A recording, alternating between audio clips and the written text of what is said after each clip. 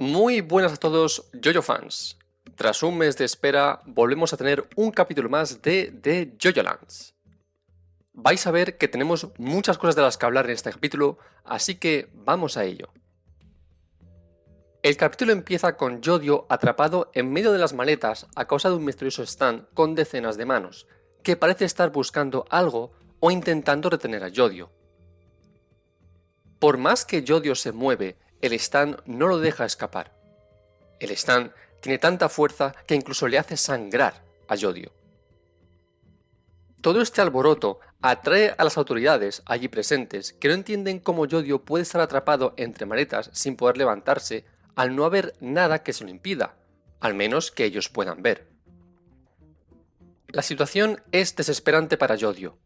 Tiene un stand que lo está aplastando cada vez más, Dragona y Charming no entienden lo que está pasando y las autoridades están perdiendo la paciencia, que acaban pidiendo que se identifiquen. Yodio, desesperado, avisa a Dragona de que hay un stand, y por lo tanto un usuario, que los está atacando y que han sido descubiertos. Mientras el stand sigue aplastando a Yodio, este deduce que está buscando la roca volcánica. Para defenderse, activa November Rain para deshacerse del stand y poder salir de las manetas. Yodio, Dragona y Charming entran en pánico. Saben que alguien ya sabe que tiene la roca volcánica y también sabe lo que puede hacer.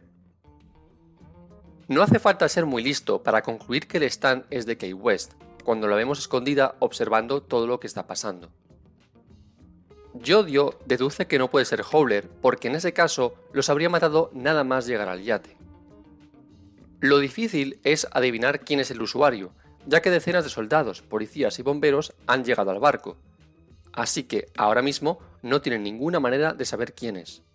Lo importante es salir de allí con vida, y con la roca volcánica.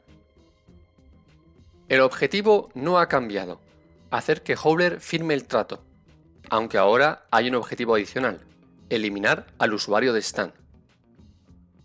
Con una transición llegamos a la parte de las que más se ha hablado en este capítulo, otro fragmento de la niñez de Aka Howler. Mientras un joven Aka disfruta de la vida con una chica en el baño, su abuelo entra ahuyentando a la joven y le pide a Aka que la acompañe.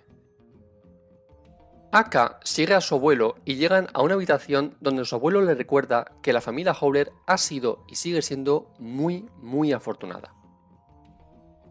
Pueden conseguir lo que quieran, no tienen conflictos ni enemigos, tienen todo el poder del que pueden disponer. Pero el abuelo también le advierte de que todo puede tambalearse en cualquier momento, como ya vimos en el anterior flashback.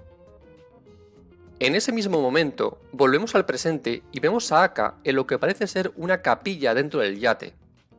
Aka parece estar leyendo un diario sobre la historia de la familia, donde vemos una foto del Atrato, el ancestro de los Howler.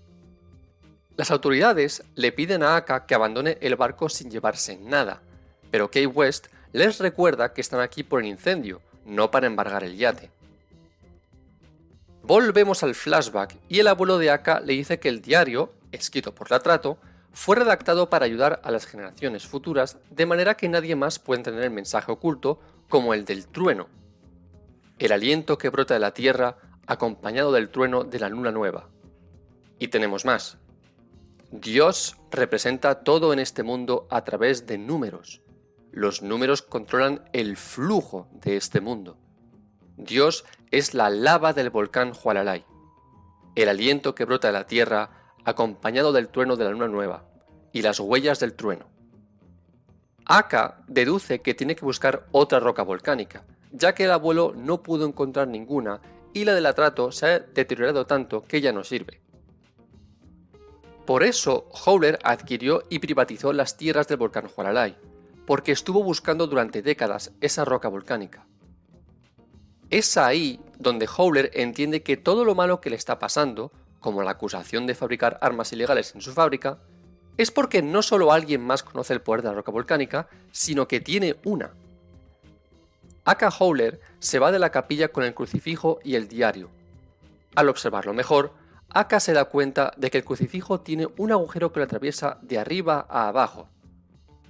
Aka se da incluso cuenta de que está hecho de fulgurita, una roca formada por la caída de rayos atmosféricos. Howler acaba entendiendo que el agujero es una marca, algo que ayudó al Atrato a encontrar la primera roca volcánica en medio de toda esa gran zona volcánica. Volvemos a Yodio, Dragona y Charming Man, que dan sus documentos de identidad para poder irse del barco. Pero, mientras evacúan el yate, Charming Man pierde un dedo al guardar su documento de identidad. El misterioso Stan de Kate West ha vuelto y empieza a aplastar el pecho de Charming Man. En medio del caos, el Stan agarra también la roca volcánica que se había caído del bolsillo de Yodio. Hay que recuperar la roca volcánica y salir de allí con vida. Y hasta aquí el capítulo. No sé vosotros, pero a mí este capítulo me ha encantado. Toda la parte del yate es interesante ya que otros personajes, en este caso Kate West, se apunta a la puja por la fortuna de Howler.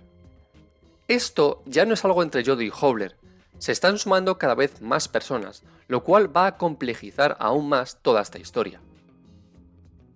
Bueno, y podemos hablar rápidamente del stand de Kate West. He visto a gente apostando por el nombre del stand, y el que más aparece es Too Many Hands, una canción de The Eagles.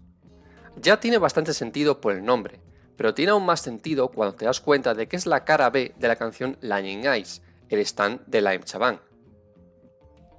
Lo que realmente nos interesa aquí es, evidentemente, toda la historia del Atrato y las rocas volcánicas. Ahora ya sabemos por qué la familia Howler pudo ser tan próspera, y es porque el Atrato rápidamente descubrió las rocas volcánicas y su poder. Si Aka Howler consigue utilizar bien el crucifijo, será capaz de encontrar otras rocas volcánicas, y ahí las cosas pueden cambiar muy favorablemente para su familia. Una mención rápida a Rohan, que logró encontrar mínimo una en poco tiempo comparado a generaciones y generaciones de la familia Howler. Tengo ganas de saber cómo diantres ha podido encontrarlas tan fácilmente. Más allá de lo que el capítulo nos ha contado, lo que ha llamado mucho la atención, incluso a gente que no está al día en The Jojolands, es todo lo referente al cristianismo. No hay que ser muy listo para entender la importancia del cristianismo en JoJo y, sobre todo, en el universo de Steve Run. Como recordaréis, Jesucristo y su cuerpo son elementos esenciales para entender la intriga y mensaje de Steve Run, incluso un poco en JoJolion, aunque en menor medida. Es verdad que si el relieve de Morio es así, y si todos obtienen Stan, al menos en la familia Higashikata, es por la presencia del cuerpo santo allí. Pero más allá de eso, Jesucristo y el cuerpo no están activamente presentes en la parte 8, son más bien un elemento de contexto, un catalizador.